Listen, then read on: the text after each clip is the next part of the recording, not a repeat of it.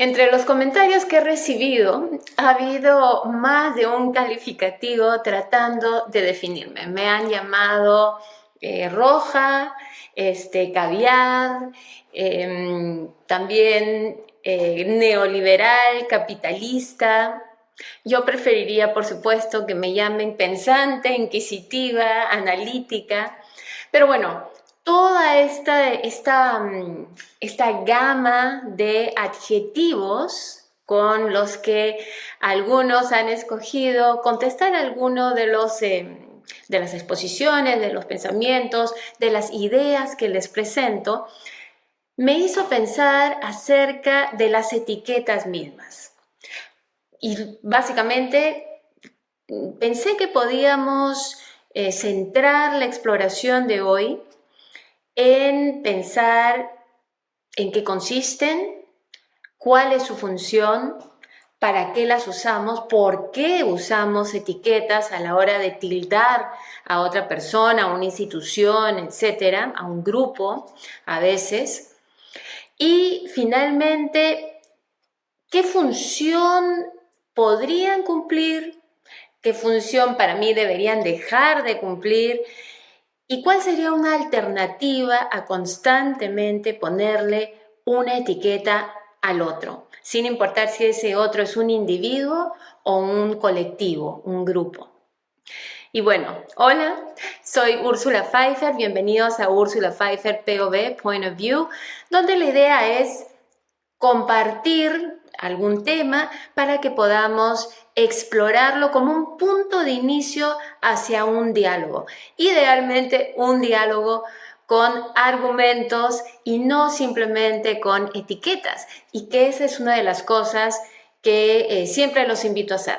Cuando comenten abajo de los videos de Úrsula Pfeiffer POV, ofrezcan argumentos. Explíquenos cuál es su punto de vista, ilumínenos acerca de cuál es su verdad, porque todos aprendemos del otro. Y en ese sentido sus comentarios también sirven para educar, para iluminar, para ofrecer un punto de vista que es importante. Pero para ofrecer un punto de vista no basta con calificar al otro, eso no es un punto de vista. Eso para mí es una manera de evitar tener que explicar nuestros puntos de vista. Entonces los invito a que participen del diálogo con argumentos. Pero bueno, vayamos al tema de hoy. ¿Qué son las etiquetas? ¿Qué función tienen las etiquetas que nos ponemos socialmente? Y bueno, para comenzar quiero decir que una de las cosas que les quiero compartir es que el motivo por el cual creo que vale la pena que analicemos la naturaleza y la función de las etiquetas es porque generalmente se utilizan en muchos campos, ¿no? Uno puede hacerlo para diferenciarse del otro. Generalmente es para diferenciarse al otro, para identificar al otro. Y creo que por ahí debemos comenzar. Vamos a comenzar por ahí. ¿Qué nos permiten hacer las etiquetas? Los adjetivos con los cuales definimos al otro. Y para comenzar, hacen precisamente eso. Las etiquetas con las que catalogamos a una persona o un grupo nos permiten definir a esa persona o a ese grupo. Muchas veces las etiquetas, o mejor dicho, pocas veces las etiquetas se utilizan de una manera constructiva, positiva. Generalmente las etiquetas las usamos no solamente para definir al otro, sino para desestimar al otro, para muchas veces discriminar al otro. Si bien las etiquetas no siempre son un insulto, muchas veces están relacionadas a una connotación negativa, con lo cual el otro queda desestimado y muchas veces incluso las etiquetas sirven para sustentar, para justificar una discriminación. Las etiquetas también sirven como una coraza, podemos llamarlo así, una manera de evitar, uno, tener que considerar lo que el otro nos plantea. Y cuando digo lo que el otro nos plantea, no solamente me refiero a ideas. Nuestro cuerpo es un espacio político. ¿Por qué? Porque obviamente hay, nosotros por nuestra clase social, raza, etcétera, mostramos parte o nos mostramos como parte específica de una jerarquía social dentro del sistema que tenemos hoy. Idealmente no sería así, siempre hablamos de que es importante que haya igualdad entre los seres humanos. Desafortunadamente estamos dentro de sistemas donde hay esta diferenciación, precisamente lo que nos regresa al tema de las etiquetas. Entonces lo que hace una etiqueta es que nos ayuda a evitar tener que considerar siquiera lo que el otro dice, porque basta que le pongamos una etiqueta, por ejemplo, como roja, caviar, y con eso simplemente catalogamos a la persona, sus ideas y las podemos desestimar. Por supuesto que eso también implica que el poner una etiqueta nos permite evitar tener que ofrecer nuestros propios argumentos, porque supuestamente al solo decir roja, caviar, capitalista, fascista, ya con eso supuestamente empaqueta toda una serie de argumentos, pero la verdad es que son argumentos inexistentes. El catalogar a otra persona no está presentando nuestra postura racional. Lo que está haciendo es, diría, desenmascarar una postura emocional, reactiva. Y en ese sentido, las etiquetas nos ayudan a evitar tener que presentar de una manera racional nuestra postura ante la vida. No tiene que ser solamente política, ante la vida en general. Nos ayuda a evitar tener que considerar no solamente lo que el otro nos dice, sino lo que el otro experimenta. Cuando nosotros ponemos una etiqueta, vayamos al campo político, que es donde nos vamos a centrar hoy, por ejemplo, en una etiqueta ya sea de izquierdista o de fascista, no hay una pregunta, no le estamos preguntando, por ejemplo, ¿por qué es que tú piensas de tal manera diferente a la mía? Explícame para poder considerar lo que tienes que decir. Y no solamente lo que tienes que decir, las experiencias que te llevaron a que pienses como piensas hoy. Con una etiqueta evitamos el diálogo. Con una etiqueta truncamos todo diálogo. Con una etiqueta no tenemos que ponernos en los zapatos del otro porque ya lo definimos. Ya identificamos quién es y cómo es. Una etiqueta precisamente nos ayuda a evitar el diálogo. Evitar, además del diálogo, evitar el cambio. ¿Por qué? Porque si yo me abro a un diálogo con la otra persona que piensa distinto a mí y nos comunicamos lo que pensamos y nuestras experiencias con argumentos, con experiencias compartidas, no siempre tiene que ser un argumento. Podemos compartir también nuestras experiencias y de las experiencias que expresamos podemos sacar conclusiones con las cuales estamos construyendo nuestros argumentos. Bueno, si existe ese diálogo, esa interacción, se va a producir un cambio. Menor o mayor, porque nada es absoluto, puede darse un cambio del 1%, del 50%, del 100%. Los dos extremos siempre son menos factibles. Un cambio del 0% también es posible. Pero se va a dar un cambio de perspectiva, porque de pronto vi la vida a través de los ojos de otra persona. Y eso en algo ya me va a cambiar. Pero como no queremos el cambio y no queremos reconocer muchas veces lo que en el fondo sabemos o que es cierto o que tiene algo de verdad o que en todo caso pone en cuestionamiento nuestra propia posición y nuestra propia postura, lo que hacemos es evitarlo. ¿Cómo? Evitando el diálogo, evitando el cambio, evitando el tener que considerar lo que dice y lo que experimenta la otra persona. Es decir, etiquetando.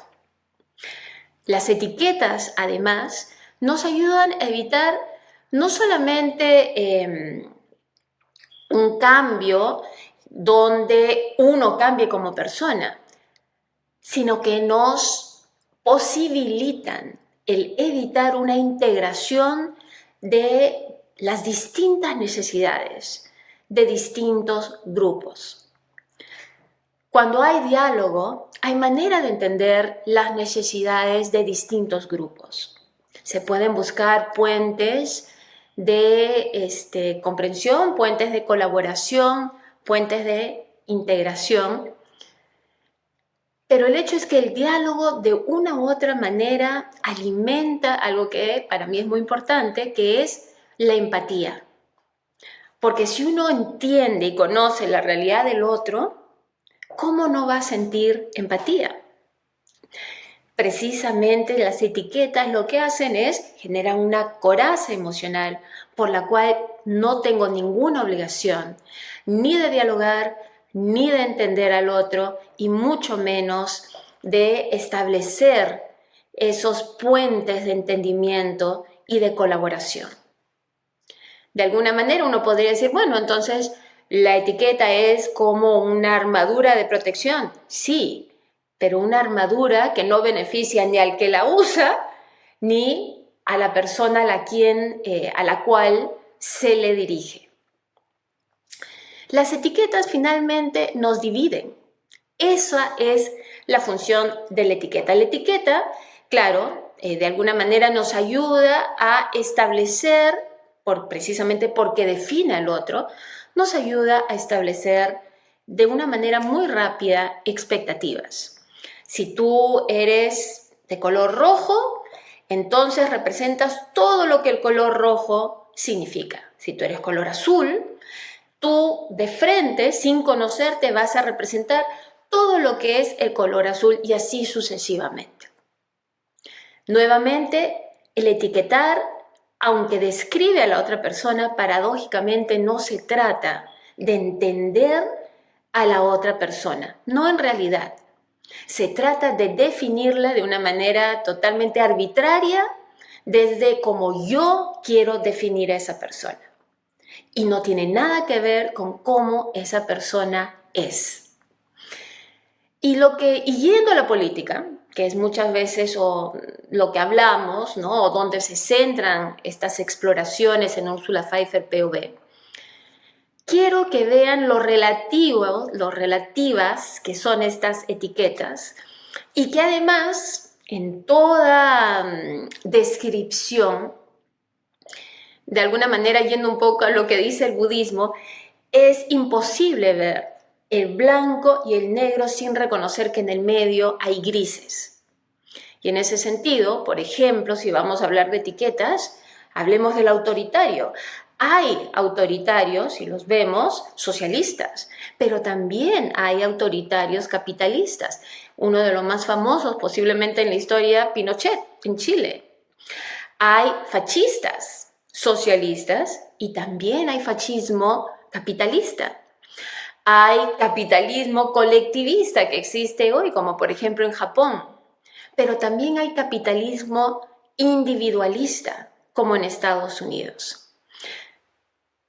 Una misma etiqueta puede servir para dos rangos opuestos. Y por supuesto que en el medio vamos a encontrar distintos matices. Entonces nuestras etiquetas mismas no son ni perfectas y mucho menos son absolutas. Hablemos de mí. Generalmente no hablo a nivel personal, les he compartido algunas anécdotas, pero pocas veces les he dicho alguna de mis preferencias personales a la hora de hablar de sociedad. Y personalmente, a mí me parece muy importante la propiedad privada. Me parece importante, por ejemplo, el respeto a la privacidad del individuo. Me parece que es importante también celebrar los esfuerzos del individuo y que si una persona se esfuerza, si una persona trabaja, pueda disfrutar de los frutos de ese trabajo sin que el sistema u otra persona dictaminen qué tanto puede disfrutar. Pero al mismo tiempo, también creo en el bienestar común. Creo en las instituciones fuertes. Yo no creo en un gobierno débil. Yo creo en un gobierno fuerte. Y yo no lo veo como contrapuesto, como ahora está de moda decir, con la iniciativa privada ni la prosperidad individual. Creo que tener instituciones fuertes nos ayudan a ordenar el país, nos ayudan a impartir justicia, nos ayudan a que hayan leyes que sirvan verdaderamente a la sociedad conforme además va cambiando la realidad de acuerdo a cómo cambia la tecnología. Creo que es importante tener un ejecutivo, un legislativo y un judicial fuertes. Creo que es importante tener una cuarta institución muy fuerte que sea un periodismo independiente. Ahora, poner ejemplos de cuando no funciona no desdice para mí su importancia. Es simplemente, son ejemplos de cuando no funcionó. Son ejemplos de algún sistema fallido. Pero eso para mí no quita lo que es mi verdad y que es que yo sí creo en que es importante tener un gobierno fuerte y que el mercado no puede regir a la sociedad porque simplemente hemos visto que naturalmente no lleva al bienestar común. Y para mí el bienestar común, entendido como una vida digna, como una vida donde las personas vean sus necesidades satisfechas, y podemos hablar de qué cosa es necesidad, si el lujo es una necesidad. Yo diría que la belleza es necesidad, el arte es una necesidad humana. Entonces no estoy poniendo un límite ahí, pero sí creo que las personas tienen derecho a ver sus necesidades satisfechas y a tener oportunidades para poder satisfacerlas. Creo también que es importante que hayan leyes, hablando de tener oportunidades de satisfacer nuestras necesidades, creo que es importante que hayan leyes que exijan a los empresarios a tratar de manera justa a sus empleados. Y creo que hablar de un empresario que es exitoso cuando le paga mal, por ejemplo, a sus empleados, y aquí muchas veces los empleados dicen, no, yo les pago bien para el mercado. Bueno, si tu mercado tiene un sueldo mínimo paupérrimo, y si tu mercado le paga muy mal, en general todos le pagan mal a los empleados, eso no es pagarles bien. No se trata de un pago comparativo, se trata de un salario digno, que son dos cosas que no necesariamente siempre coinciden. Y en ese sentido, para mí, en muchos países donde hay empresarios que son muy exitosos, les va muy bien, algunos son millonarios, y donde sus empleados son mal pagados, para mí esos empresarios no son tan exitosos. Son empresarios que son exitosos a través del subsidio de un trabajo mal remunerado. No hay un empresario exitoso si es que sus trabajadores no tienen un trato justo de acuerdo al trabajo que hacen. Y ahí no entra una compensación comparativa con mercados que muchas veces están, digamos, muchas veces no se respeta al individuo como debería respetarse, donde los salarios promedios de por sí son bajos. Y hablamos ahí de una competitividad globalizada, por ejemplo, Bueno, eso tampoco lo justifica.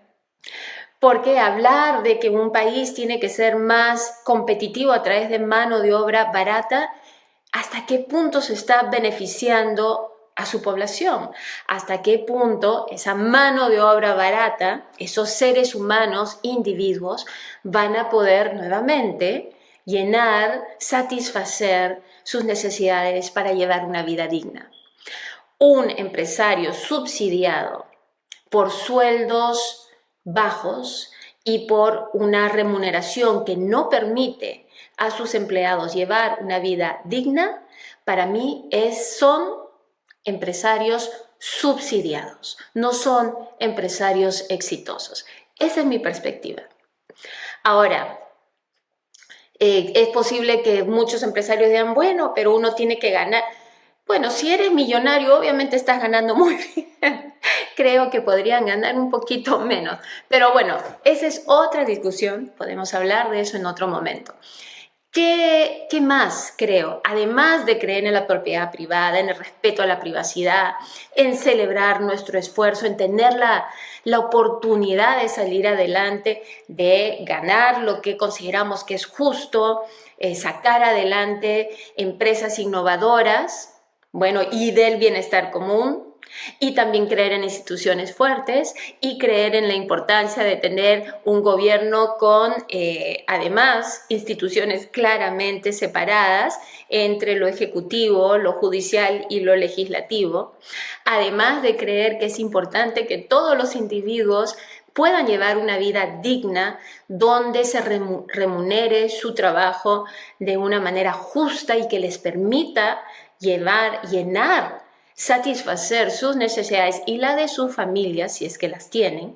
Bueno, además de eso, creo que es importante también tener leyes, un poco relacionado a lo último, que eviten, por ejemplo, la servidumbre, que vemos tantas veces en nuestros países latinoamericanos, y donde vemos que como resultado de niveles de pobreza bastante altos y falta de oportunidad en el mercado laboral, muchas personas, por ejemplo, trabajan en domicilios, trabajan como empleados del hogar y es más, en muchísimos casos, con menos derechos de los que tiene cualquier trabajador dentro del sector formal.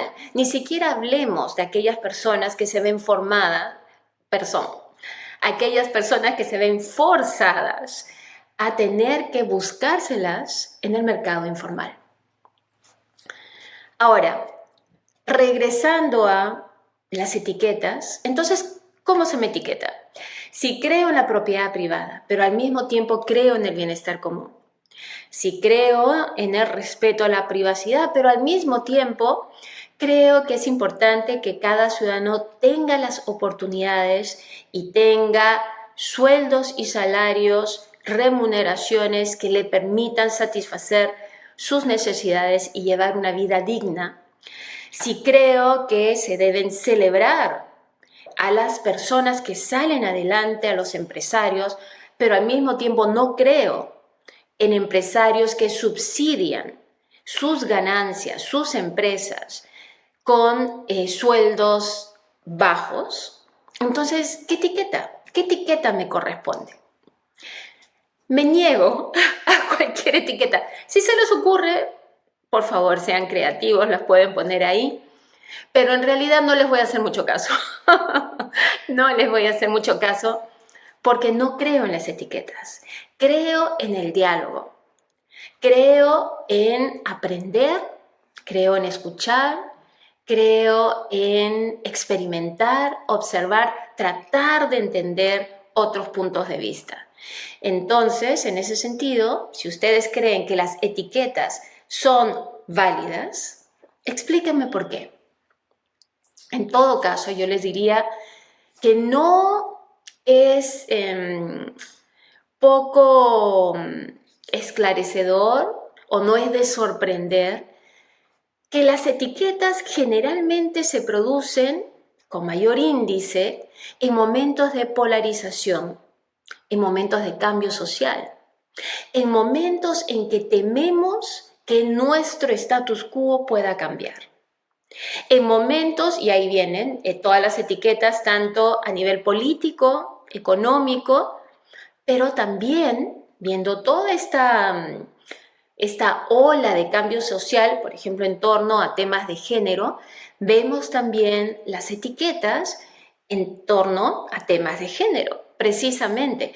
Donde hay cambio social, tienden a surgir las etiquetas, porque es la manera más fácil, nuevamente, de evitar el diálogo y de evitar tener que entender el otro punto de vista.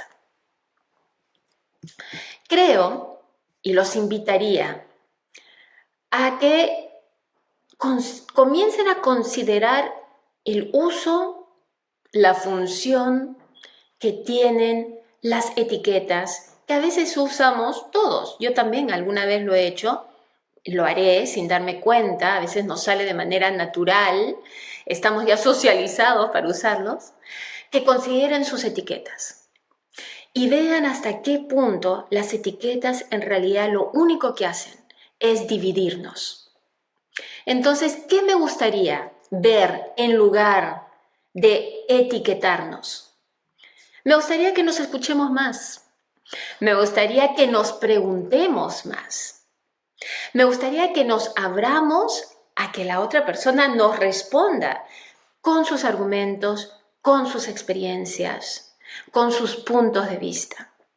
Me gustaría que hagamos un esfuerzo por considerar y entender el punto de vista ajeno, aún así no estemos de acuerdo. Aún así esa experiencia o no sea desconocida o no nos sea válida. Me gustaría que por un momento nos deshagamos de etiquetas y más bien construyamos puentes de entendimiento. Bueno, aquí terminamos la exploración de hoy. Muchísimas gracias como siempre por abrirse a este diálogo. Nos encantará ver sus comentarios. Por favor, participen. Si quieren sugerir temas, sugiéranlos. Y todo es digno de exploración, creo yo. Y bueno, nos vemos pronto.